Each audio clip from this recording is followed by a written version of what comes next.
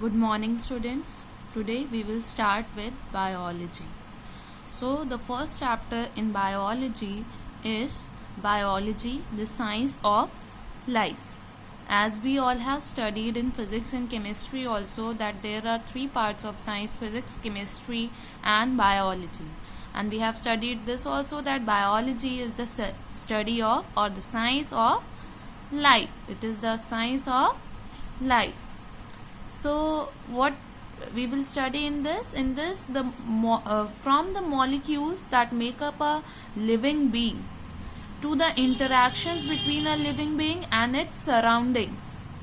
Okay, so we will study about the molecules that make up the living beings to the interactions that occur between the living beings and its surroundings. Biologists are concerned with every aspect of life. So all the aspects which are there in the life of an organism, who is concerned about it? Biologist. In biology, we will study about various things, several things related to living beings. But in this chapter, first of all, we will distinguish between living beings from non-living things on the basis of their characteristics. Now we will start with characteristics of living beings. So there are some characteristics that only living beings have. These characteristics set them apart from non-living things. So these are the characteristics which will help in distinguishing between living things and non-living things. So first characteristic is living beings are made up of cells. So all living beings, they are made up of cells. The cell is the smallest thing that has life and can exist on its own. So cell, it is the smallest thing that has life and it can exist on its own. Now next, living beings can be made up of single cell or many cells. So living beings, they can be made up of a single cell, only one cell, or they can be made up of many cells, more than one cells. Organisms made up of one cell are called unicellular organisms. Now the organisms which are made up of only one cell, they are known as unicellular organisms. Like bacteria. Example of unicellular organism is bacteria. Now organisms made up of many cells, means more than one cell, they are called multicellular organisms.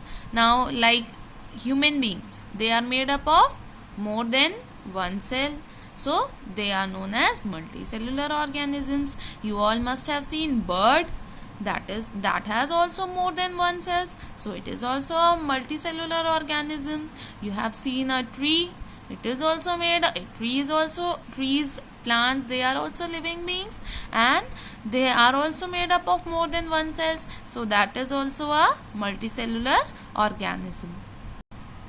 So organisms having only one cell are known as unicellular organisms, and the organisms having many cells, you can see many cells, are multicellular organisms.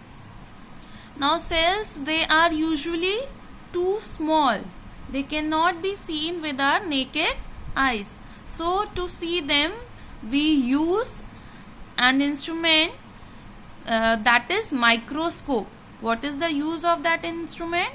It is an instrument which makes things larger.